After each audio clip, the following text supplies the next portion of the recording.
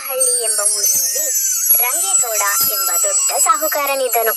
ಆತನ ಬಳಿ ತುಂಬಾ ಹಣ ಆಸ್ತಿಗಳೆಲ್ಲ ಇದ್ದರೂ ಅವನಿಗೆ ತೃಪ್ತಿಯೇ ಇರಲಿಲ್ಲ. ಅವರ ಮನೆಗೆ ಯಾರೇ ಬಂದು ಸಹಾಯ ಕೇಳಿದರೂ ಆತ ಏನಾದರೂ ಒಂದು ಸಬೂಬು ಹೇಳಿ ಬರಿಗೈ ತೋರಿಸಿ ಬಾಗಿಲು ಹಾಕಿ ಒಳಗಡೆ ನಡೆದು ಬಿಡುತ್ತಿದ್ದ.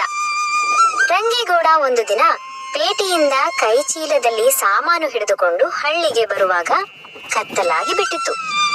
ಅವನ ಬಳಿ ಯಾವುದೇ ರೀತಿಯ ಬೆಳಕೇ ಇರಲಿಲ್ಲ. ಹೀಗೂ ಮನೆಗೆ ಬಂದವನೇ ಆತ ಸಾಮಾನುಗಳನ್ನೆಲ್ಲ ಒಳಗಡೆ ಇಟ್ಟು ಹಣದ ಚೀಲವನ್ನು ತೆಗೆದು ಕಪಾಟಿನಲ್ಲಿರಿಸಲು ಹುಡುಕಾಡಿದ್ರೆ ಚೀಲವೇ ಇಲ್ಲ. ದಾರಿಯಲ್ಲಿ ಬಿತ್ತೋ, ಸಂತೆಯಲ್ಲಿ ಬಿತ್ತೋ, ಬಸ್ಸಲ್ಲಿ ಬರುವಾಗ ಬಿತ್ತೋ ಅಥವಾ ಯಾರಾದ್ರೂ ಕಳ್ಳರು ಲಪಟಾಯಿಸಿದರೋ ಅವನಿಗೆ ಗೊತ್ತೇ ಆಗಲಿಲ್ಲ. ಆತ ಆ ದಿನವಷ್ಟೇ ಬ್ಯಾಂಕಿನಿಂದ 50,000 ನೋಟಿನ ಕಟ್ಟುಗಳನ್ನು ತಂದಿದ್ದ.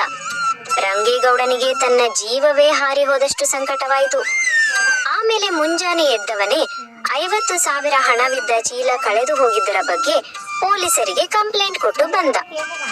ಅದೇ ಊರಿನಲ್ಲಿ ಮಣಿಕಂಠ ಎಂಬ ಹುಡುಗನಿದ್ದ. ಆತನ ಮನೆಯಲ್ಲಿ ತುಂಬಾ ಬಡತನ, ಆದ್ರೆ ಕಲಿಕೆಯಲ್ಲಿ ಆತ ತುಂಬಾ ಜಾಣನಿದ್ದ. ಅವನ ಅಪ್ಪ ಅಮ್ಮ ಅವನಿಗೆ ಒಳ್ಳೆಯ ಸಂಸ್ಕಾರವನ್ನು ಕೊಟ್ಟಿದ್ದರು. ಮಣಿಕಂಠ ಶಾಲೆಗೆ ಹೋಗುತ್ತಿದ್ದಾಗ ಆ ದುಡ್ಡಿನ ಚೀಲ ಆಕಸ್ಮಿಕವಾಗಿ ಅವನಿಗೆ ಸಿಕ್ಕಿತು. ಆತ ಮನೆಗೆ ತಂದು ಅಪ್ಪ ಅಮ್ಮನಿಗೆ, ಅಪ್ಪ, ಈ ಹಣದ ಚೀಲ ಯಾರದ್ದೋ ಗೊತ್ತಿಲ್ಲ, ದಾರಿಯಲ್ಲಿ ಸಿಕ್ಕಿತು. ಪಾಪ, ಅವರು ಎಷ್ಟು ಸಂಕಟ ಪಡುತ್ತಾರೋ ಏನೋ. ಇದನ್ನು ಆದಷ್ಟು ಬೇಗ ಪೊಲೀಸರಿಗೆ ತಲುಪಿಸಿ ಬಿಡೋಣ ಎಂದು ಹೇಳಿದ. ಮಣಿಕಂಠ ಅಪ್ಪನ ಜೊತೆ ಪೇಟೆಗೆ ಬಂದು ಹಣದ ಚೀಲವನ್ನು ಪೊಲೀಸರಿಗೆ ತಲುಪಿಸಿದನು.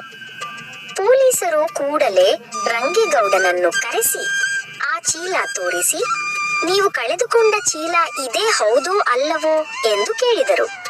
ಹೌದು ಹೌದು ಎಂದು ಚೀಲ ತೆಗೆದುಕೊಂಡ ರಂಗೇಗೌಡನಿಗೆ ಕೂಡಲೇ ಮನಸ್ಸಲ್ಲೇ ದುರಾಸೆಯೊಂದು ಬಂತು. ಸ್ವಾಮಿ, ಚೀಲವೇನೋ ನನ್ನದೇ, ಆದ್ರೆ ಆ ಚೀಲದಲ್ಲಿ 75,000ವಿತ್ತು. ಇದರಲ್ಲಿ 50,000ವಿದೆ. ಉಳಿದ ಹಣವನ್ನು ಬಹುಶಃ ಚೀಲ ತಂದವರು ಲಪಟಾಯಿಸಿ ಬಿಟ್ಟಿದ್ದಾರೆ. ಏನ್ರಿ, ಕಂಪ್ಲೇಂಟಿನಲ್ಲಿ 50,000 ಎಂದು ಬರೆಸಿ ಇವತ್ತು 75,000 ಎಂದು ಸುಳ್ಳು ಹೇಳುತ್ತಿದ್ದೀರಲ್ಲ. ಸತ್ಯದಿಂದ ನಿಮ್ಮ ಹಣವನ್ನು ವಾಪಸ್ ತಂದು ಕೊಟ್ಟ ಆ ಬಾಲಕನ ಮೇಲೆ ಕಳ್ಳತನದ ಆರೋಪ ಹೊರಿಸುತ್ತಿದ್ದೀರಲ್ಲ. ಈ ಹಣದ ಚೀಲ ನಮ್ಮಲ್ಲೇ ಇರಲಿ. 75,000ವಿದ್ದ ಹಣದ ಚೀಲ ಸಿಕ್ಕಿದರೆ ಪುನಃ ನಿಮ್ಮನ್ನು ಕರೆಸುತ್ತೇವೆ. ಈಗ ಮನೆಗೆ ನಡೆಯಿರಿ ಎಂದರು. ತನ್ನ ದುರಾಸೆಯಿಂದ ಕೈಗೆ ಬಂದ ಹಣವನ್ನೂ ಕಳೆದುಕೊಂಡ ರಂಗೇಗೌಡ ಪಶ್ಚಾತ್ತಾಪದಿಂದ ಹಳ್ಳಿಯತ್ತ ಸಾಗಿದ.